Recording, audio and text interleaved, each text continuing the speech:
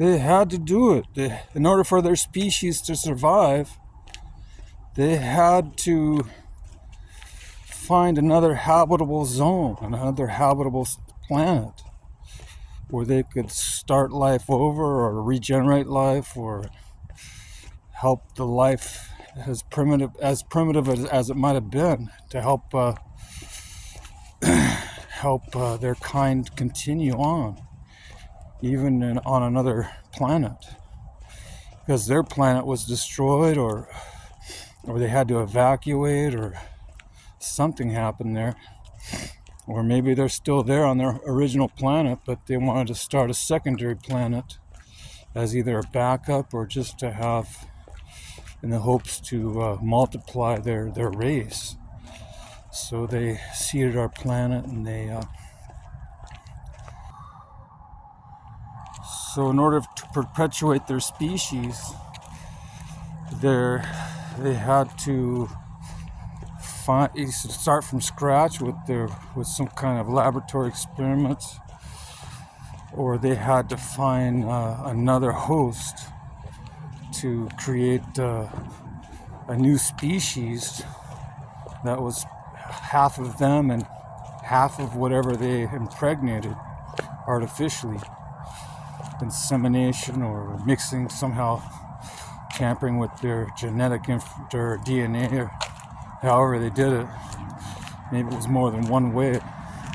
Well, that's one of the theories, this Anunnaki theory. There's probably different variations of the story, but depending on who you talk to. But it's all based on one person's interpretation of ancient history. And there are people who dispute it. Not everybody agrees with this particular person's interpretation of the Iluma Leash, the ancient manuscripts of the ancient Babylons and Mesopotamia. He kind of, if you look at all of history, they all claim to have a connection with God.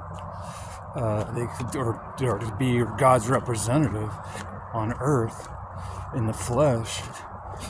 They represented the sun god or the moon god or some other god, constellations, Jupiter, Venus, Mars. All these planets were gods, or they were the representatives of the gods. I'm not completely sold on it. You know, it's interesting material.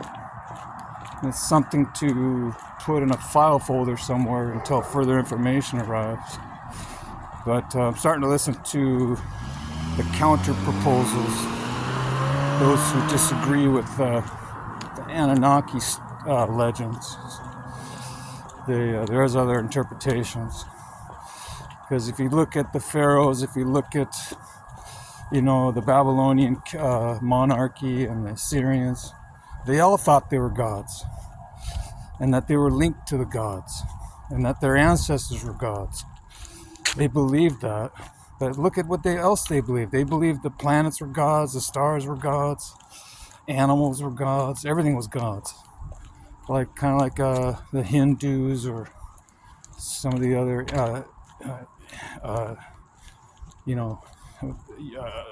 Middle Eastern, Asian cultures.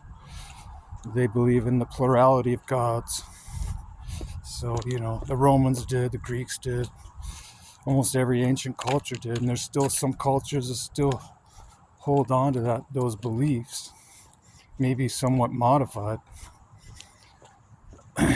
But I believe in a supreme power, a mastermind, a very powerful entity that has the power to create even things from nothing, that created that doesn't need existing materials.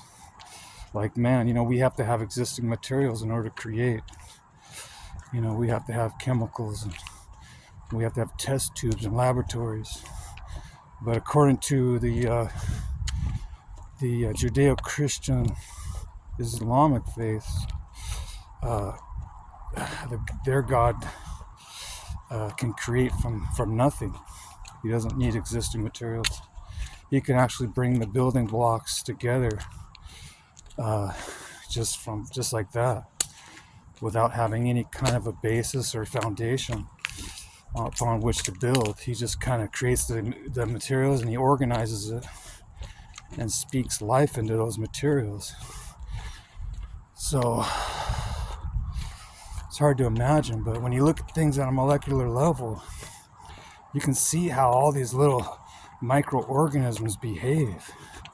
They're like little creatures, little aliens in our body.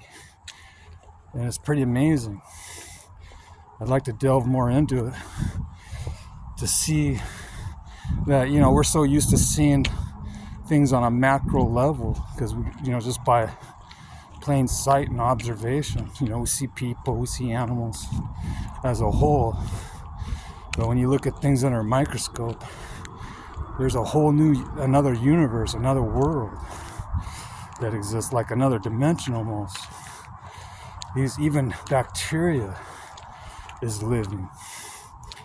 And they're like little aliens that move around in our bloodstream. Pretty amazing. So aliens are here already. If you consider bacteria or, other little microbes. Some of them have antennas. You can see them under a microscope. They got antennas. They got little eyes, and mouths, and teeth. Even these what do you call them? The bed bugs, the mites. They have razor teeth like piranhas, and they're little. They're microscopic. You can't see them with the naked eye. They're like little aliens.